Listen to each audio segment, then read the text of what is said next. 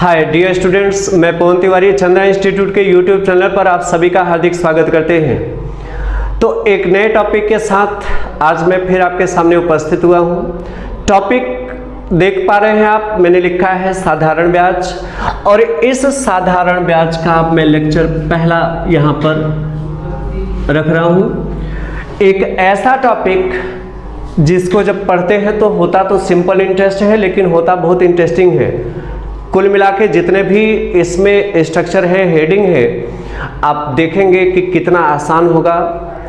हमें किसी विशेष अलग अलग सूत्र को याद रखने की आवश्यकता नहीं होगी, क्योंकि मैं कॉन्सेप्ट बेस इस टॉपिक को पूरा क्लियर कराऊंगा। एक हेडिंग में साधारण प्रश्न से शुरुआत करूंगा, और आपको बता दें ये साधारण प्रश्न नाम का भी साधारण है, हल करने में भी बेहद साधारण है। बाकी हेडिंग दर हेडिंग जैसे ही आप देखेंगे, साधारण ब्याज की कॉन्सेप्ट बेहद आपको सरल लगेगा, सहज लगेगा। तो चलिए पहले हम समझ लेते हैं कि साधारण ब्याज होता क्या है। पहले तो आप ब्याज समझिए, ब्याज क्या होता है। तो देखा जाए, मैंने मान लिया जैसे किसी व्यक्ति को 500 रुपये दिया, कितना 500 रुपये दिया, और उसने हमें 650 रुपये वापस किया। हमने व्यक्ति को दिया था 500, उसने हमें वापस कितना किया 650। तो 150 अतिरिक्त दिया कि नहीं? तो ये जो 150 अतिरिक्त है यही ब्याज है। मतलब ये है कि कोई भी ब्याज अतिरिक्त धन होता है। तो सवाल ये है कि साधारण ब्याज कौन सा अतिरिक्त धन है? तो मैंने लिखा है कि वह अतिरिक्त धन जो केवल मूलधन पर लिया जाए साधारण ब्याज कहलाता है। मतलब साधारण ब्याज केवल और केवल मूलधन पर ही लिया जाता है, चाहे बात पहले साल की हो, दूसरे, तीसरे, या चाहे जो भी। साधारण ब्याज केवल किस पर लिया जाता है? मूलधन पर। थोड़ा बात समझिएगा। जैसे मान लिया मैंने किसी व्यक्ति को 5000 रुपये दिया, ध्यान देना कितना दिया 5000 रुपये, और हमने ब्याज की दर रखा 10%। ध्यान देना, साल के प्रारंभ में मैंने व्यक्ति को 5000 रुपये दिया था और हमने ब्याज की दर रखा 10%। तो बताइए साल के अंत में हमें ये कितना साधारण ब्याज लौटाएगा? तो साधारण ब्याज केवल किस पर लिया जाता है? मूलधन पर।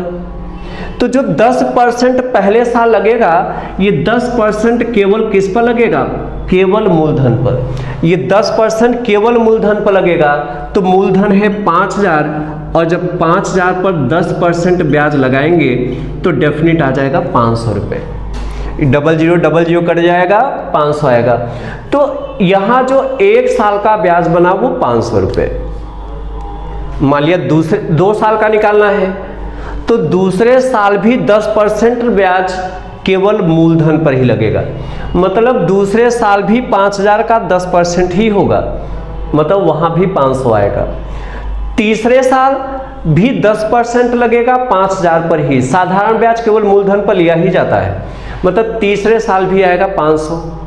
हमने देखा कि पहले साल भी ब्याज 500, दूसरे साल भी ब्याज 500, तीसरे साल भी 500, तो तीनों साल का 1500 हुआ।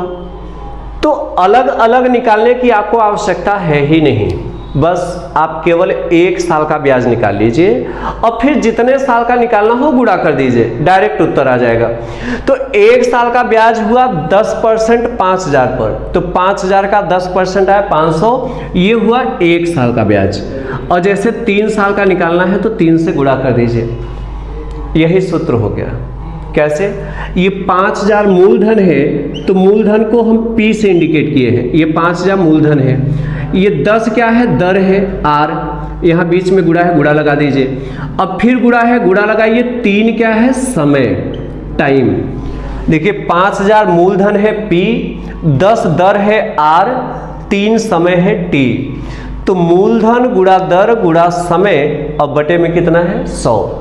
चूंकि बीच में गुणा हो रहा है तो पूरे पर बटे 100 लगा सकते हैं, कोई फर्क नहीं। तो यहाँ पर साधारण ब्याज का जो सूत्र बना वो बना मूलधन गुणा दर और गुणा समय बटे 100। ये साधारण ब्याज का सूत्र हुआ। एसआई का मतलब सिंपल इंटरेस्ट। सिंपल इंटरेस्ट को शॉर्ट में हमने एसआई लिखा। तो साधारण ब्याज बराबर मूलधन गुणा दर गुणा समय बटे 100। ये कॉन्सेप्ट आपने समझा। अभी एक व्यवहार और समझिएगा। जैसे हमने किसी व्यक्ति को 5,000 रुपये दिया था और इसने 3 साल के बाद मान लिया हमें 6500 रुपये वापस किया। बात समझिएगा, हमने व्यक्ति को 5,000 दिया था, मूलधन था, अब 5,000 दिया था और 3 साल के बाद इसने चुकता किया 6500 रुपये। तो इस 6500 रुपये में 2 धन शामिल है कि नहीं? क्या क्या शामिल है? हमने दिया था 5,000, इसने लौटाया 6500, तो 6500 में 2 चीज शामिल है। क्या क्या शामिल है? एक तो जो 5,000 मैंने दिया था, ये 5,000 ये है, और प्लस कुछ अतिरिक्त भी है। कितना अतिरिक्त है? 1500।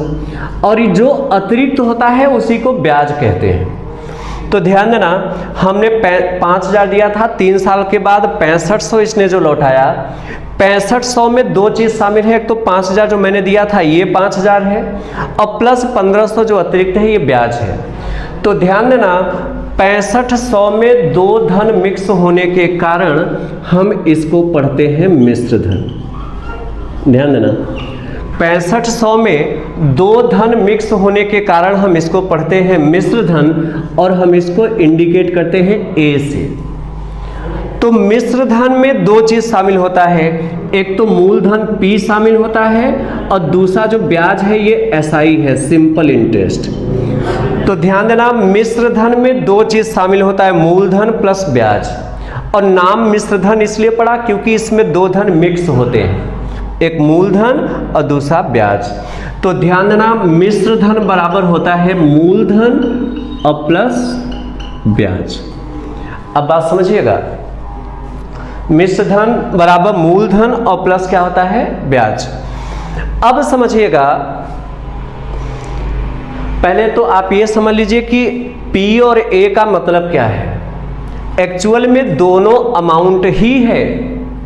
P का मतलब हुआ प्री अमाउंट जो पहले था, A का मतलब हुआ आफ्टर का अमाउंट जो बाद में हुआ। मतलब जो पहले था, 3 साल पहले जो था वो मूलधन था, प्री अमाउंट। P का मतलब प्री अमाउंट, और जो 3 साल के बाद 6500 हो गया वो आफ्टर की अमाउंट है। तो P का मतलब प्री अमाउंट, A का मतलब आफ्टर का अमाउंट। प्री अमाउंट मतलब जो पहले था, आफ्टर का अमाउंट जो बाद में हुआ। तो जो पहले था वो मूलधन था, जो बाद में हुआ वो मिश्र धन हुआ। तो मिश्र धन बराबर होता है मूलधन प्लस ब्याज। एक लाइन सरल करें तो मूलधन प्लस साधारण ब्याज। साधारण ब्याज का सूत्र है क्या? मैंने ऊपर लिखा मूलधन गुणा दर गुणा समय बटे 100। तो मूलधन गुणा दर गुणा समय बटे 100। ध्यान देना, मिश्र धन बराबर होता है मूलधन और प्लस ब्याज। ब्याज का सूत्र मूलधन गुणा दर गुणा समय बटे 100, ये आप जानते ही हैं, प्राचीन काल से ही पढ़ रहे हैं, मतलब पिछली कक्षाओं से।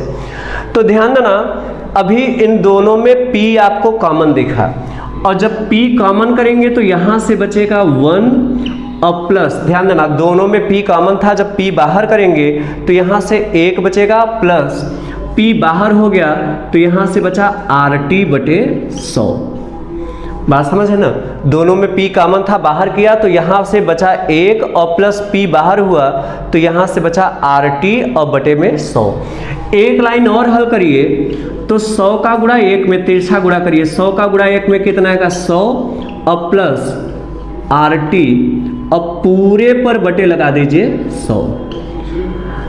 ध्यान देना, P बाहर था, ब्रैकेट के बाहर रखिए। 100 का गुणा 1 में तो 100 1 का 100 और बीच में प्लस है RT और पूरे पर बटे लगा दीजिए कितना? 100। तो ये मिश्र धन का सूत्र हो गया। बाय द वे, हमें मूलधन निकालना है, P निकालना है, तो ये मूलधन निकलेगा कैसे, P कैसे निकलेगा समझिएगा। तो मूलधन P का मान निकालना है तो बाकी सब बाएं तरफ पक्षांतर कर दीजिए। तो ये जो 100 बटे में है भाग हो रहा है, जब 100 इधर आएगा तो गुणा होगा। ध्यान देना, जब 100 बाएं तरफ लाएंगे तो A में 100 से गुणा हो जाएगा, और 100 प्लस RT जो ऊपर था अंश में, ये कहाँ आ जाएगा? हर में। तो ये मूलधन का सूत्र हुआ, पक्षांतर करके बना। तो ये सूत्र आप समझ रहे हैं। सवाल ये है कि किसी प्रश्न में मूलधन दिया है कि मिश्र धन दिया है, कैसे पहचानेंगे? तो मैं एक सेंटेंस प्रयोग कर रहा हूं, उससे चाहे तो नोट कर लीजिएगा। जब किसी धन के हो जाने की बात आए, जब किसी धन के हो जाने की बात आए तो वह धन मिश्र धन होता है। जब किसी धन के हो जाने का बात आए तो वह धन मिश्र धन होता है। इसका मतलब समझिए, जैसे मैं आपसे कह दूं कि कोई धन 3 वर्ष में 6500 रुपये हो जाता है, तो इसका मतलब ये हुआ कि ये धन था कुछ और, ये धन था कुछ और 3 साल में हो गया 6500। मतलब कोई धन 3 वर्ष बाद 6500 रुपये हो जाता है, तो 3 वर्ष बाद 6500 हुआ, तो 3 वर्ष में 6500 हो जाता है, तो ये मिश्र धन है। और जो 3 साल पहले था वो क्या था? मूलधन। तो जब किसी धन के होने की बात करें तो मिश्र धन ही पढ़ा जाता है। वो जरूरी नहीं रुपए में ही दिया हो, ऐसा भी हो सकता है। मैं आपसे कह दूं कि कोई धन स्वयं का 3 गुना हो जाता है। जैसे कोई धन 5000 है, ये स्वयं का 3 गुना हो जाता है, तो जब 5000 खुद का 3 गुना हो जाएगा तो 15000 हो जाएगा। तो 15000 में 2 चीज है, एक तो 5000 मूलधन और जो 10000 ज्यादा हुआ वो ब्याज हुआ। तो चाहे रुपए में होने की बात कहे, चाहे गुना में होने की बात करे, एक्चुअल में वो धन मिश्र धन ही होता है। चलिए अब इस पर कुछ प्रश्न करते हैं। हेडिंग आप कर लीजिए, ये सूत्र आप नोट कर लीजिएगा और इसको मैंने ओपन करके समझाई दिया है। हेडिंग आप करना साधारण प्रश्न। पहले इसके बेसिक इंट्रोडक्शन वाले प्रश्न को देखते हैं। हेडिंग आपने किया साधारण प्रश्न। अब सवाल मैंने लिखा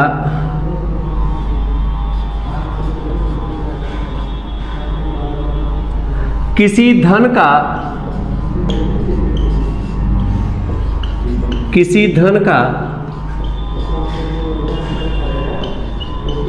4% दर से 7 वर्ष का साधारण ब्याज 1140 रुपये है, 1120 कर दें, 1120 रुपये है, तो वह धन बताइए।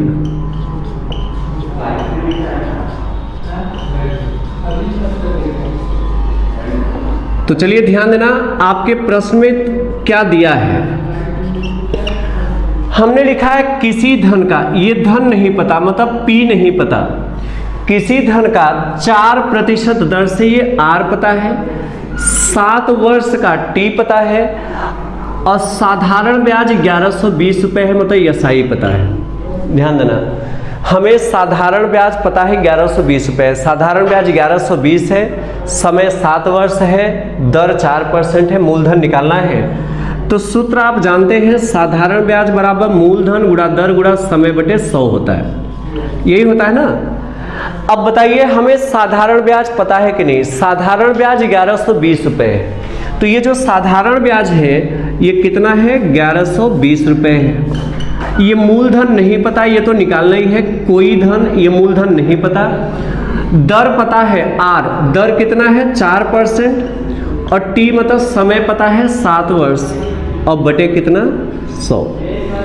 ध्यान देना, साधारण ब्याज 1120 रुपये है, मूलधन नहीं पता, दर पता है 4%, समय पता है 7 वर्ष बटे, तो 4 × 4 और 4 से ये 25 बार में 100, 4 से कितनी बार में? 25 बार में। अब हमें मूलधन निकालना है, तो ऐसा करिए ना, 7/25 बाएं तरफ पक्षांतर कर लीजिए, तो ये उल्टा हो जाएगा, 25 ऊपर हो जाएगा बटे 7 नीचे, 7/25 इधर आएगा, तो 1120 गुणा 25/7, 7 × 7 4 42, 7 × 6 42, कितना आया? देखिए 7/25 इधर आएंगे, 25/7। अब 1120 160 बार में कटा, गुणा 25 और ये गुणा कर दीजिए, 4000 आएगा, मतलब मूलधन कितना हुआ? 4000 रुपये। तो बेहद सिंपल सवाल था। एक सवाल इसी पैटर्न का और देखते हैं। मैं प्रश्न, ध्यान देना,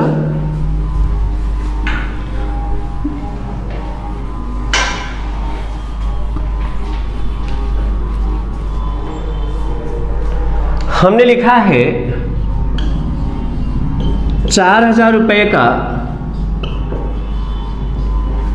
5% दर से T वर्ष का साधारण ब्याज 960 रुपये है। तो T का मान बताइए।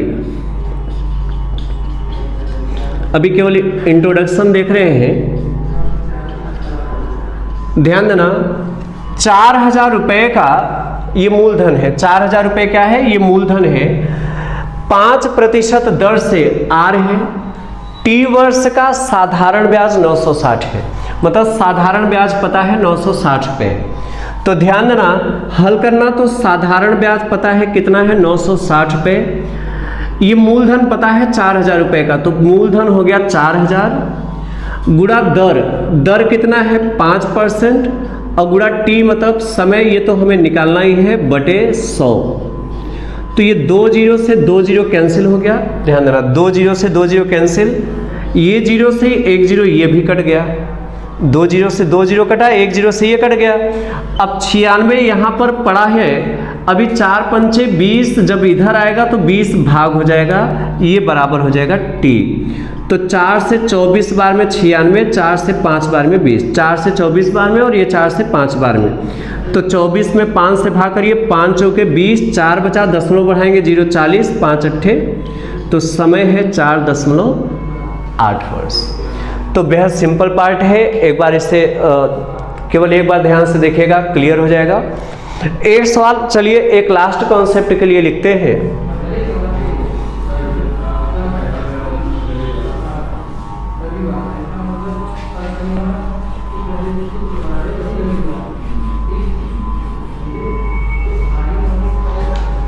हमने प्रश्न लिखा है, कोई धन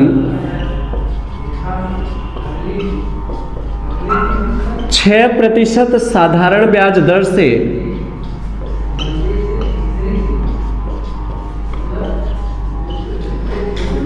5 वर्ष में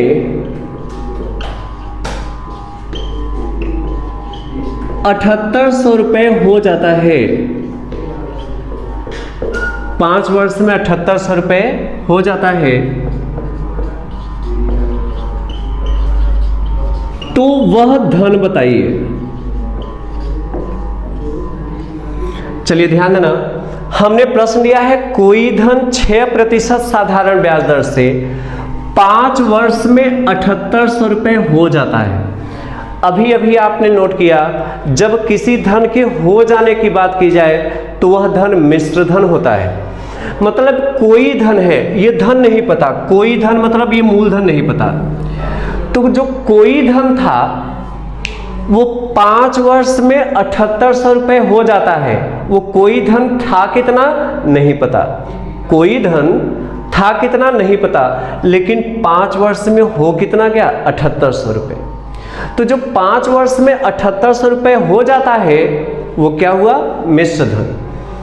क्योंकि 5 वर्ष बाद 7800 हुआ, इसके पहले क्या था ये नहीं पता, वही निकालना है। तो ये मूलधन क्या था नहीं पता, ये वह धन बताना है। पी क्या था, ये 78 वर्ष में 7800 रुपये हो जाता है, तो ये 7800 मिश्र धन है। समय पता है, दर पता है, वो धन पी बताना है। तो मूलधन बराबर होता है मिश्र धन गुणा 100।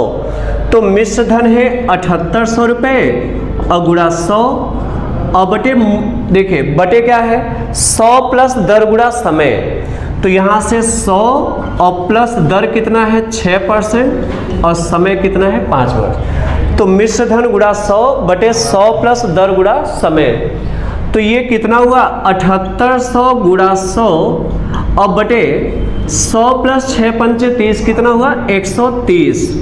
13 छक्के 78, 60 का गुणा 100 में ये धन कितना था 6000 रुपये। ये मूलधन हमें पी का मान पता चल गया। मान लिया सूत्र नहीं पता है तो भी हल कर सकते हैं। देखिए कैसे, हमने बोला है 5 वर्ष में 7800 हो जाता है, तो ये मिश्र धन है, मतलब इसमें मूलधन भी शामिल है, ब्याज भी शामिल है। तो देखिए हल कैसे करेंगे, मान लिया सूत्र नहीं पता है, हमने माना मूलधन 100 रुपये है। मूलधन कितना है 100 रुपये। एक्चुअल में 7800 मिश्र धन है तो इसमें दो चीजें शामिल होती है, एक तो मूलधन प्लस ब्याज। जैसे मूलधन 100 रुपए है तो इसमें ब्याज भी छिपा है, क्योंकि मिश्र धन में दो चीजें होता है, एक तो मूलधन एक ब्याज। तो मूलधन 100 रुपए है प्लस ब्याज भी है, तो ब्याज कितने साल का है? 5 साल का।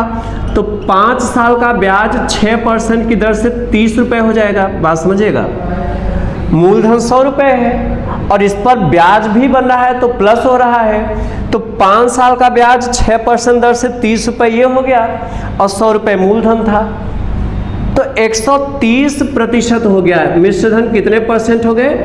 130%। और 130% मिश्र धन 7800 के बराबर है।